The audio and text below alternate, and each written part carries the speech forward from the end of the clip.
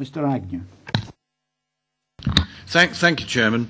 It's important to give credit where it's due.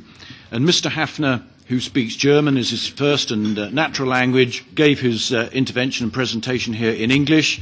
And it was very good English, Mr. HÄFNER. I could understand every single word of it. And I would say that your English is considerably better than that of some of my own countrymen. So I'm capable of giving a compliment.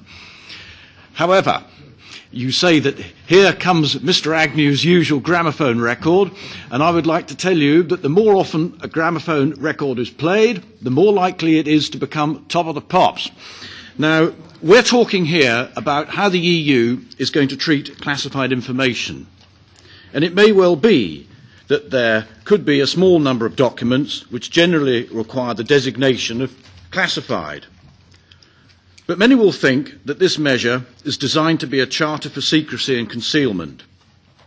This should be accompanied, or rather incorporate, a comprehensive freedom of information provision that we have in the UK, which provides a general presumption in favour of all documents being open to the public gaze, with a requirement that the Council, Commission, etc., have always to provide a positive reason why this or that document be subject to any form of classification which keeps it hidden. In addition, why is there not a rule by which most closed material is made public after a lapse of, say, 20 or 30 years, as again we do in the UK? I feel that this is simply a recipe for the EU to keep us all in the dark for as often and as long as possible. It's the refuge of the incompetent and those who do not want to be accountable to conceal from the tax-paying voters of Europe the evidence of their failures. And this topic reminds me of the fact that the minutes of European Central Bank meetings have to be kept secret for either 16 or 17 years. I'm not sure which. Meanwhile, the equivalent organisation in Britain is called the Monetary Policy Committee, and its deliberations are public 48 hours later. So you've got 48 hours versus 16 years. It's a very big difference. We've got an awful big gap to close. Thank you.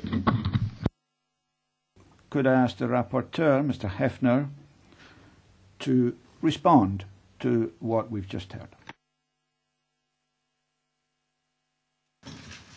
Yes, dear colleagues, what you call the Freedom of Information Act, what we do not have precisely the same in the EU, but the principle of access on information applies in any case. We are here talking about documents that are internal documents and that are differently classified. And on the classification, I think it would be more appropriate if the Council itself would elaborate.